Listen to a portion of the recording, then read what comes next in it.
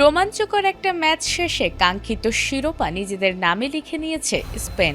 কিন্তু শেষ বাঁশি বাজার সাথে সাথে যখন তাদের আনন্দে ফেটে পড়ার কথা ছিল, ঠিক তখনই মাঠে শুরু হয় রাগ আর উত্তেজনার বিস্ফোরণ। হাজারো দর্শকের সামনে কয়েক মুহূর্তের ব্যবধানে বদলে গেল পুরো দৃশ্যপট। ট্রফি জয়ের উৎসব ছেড়ে দুই দলের ফুটবলাররা জড়িয়ে পড়লেন এমন এক ঘটনায় যা এখন বিশ্ব ফুটবলের সবচেয়ে আলোচিত বিষয়।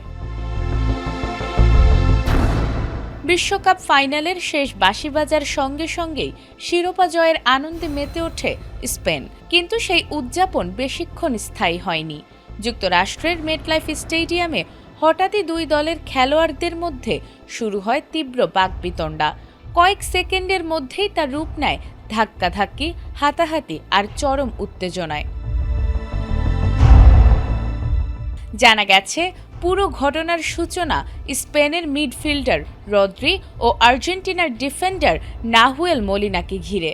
ম্যাচ জয়ের পর রদ্রির উচ্ছ্বাস মেনে নিতে পারেননি মলিনা।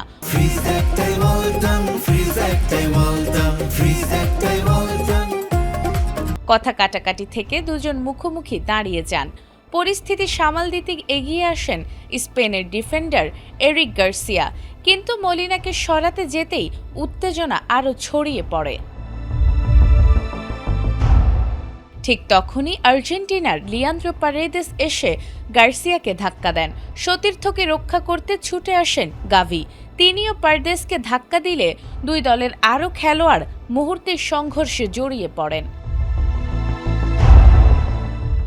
পরিস্থিতি আরও ভয়াবহ হয়ে ওঠে যখন আর্জেন্টিনার থিয়াগো আলমাদা গাভিকে জাপটে ধরে মাটিতে ফেলে দেন। অভিযোগ, উঠে দাঁড়ানোর পর পারেদেস আবারও গাভিকে ধাক্কা দিয়ে ফেলে দেন। এতে মাঠ জুড়ে তৈরি হয় বিশৃঙ্খল পরিবেশ। শেষ পর্যন্ত স্পেনের স্ট্রাইকার বোরহা ইগলেসিয়াস, দুই দলের কোচিং স্টাফ, কর্মকর্তা ও সিনিয়র খেলোয়াড়রা মাঠে নেমে পরিস্থিতি নিয়ন্ত্রণে আনেন।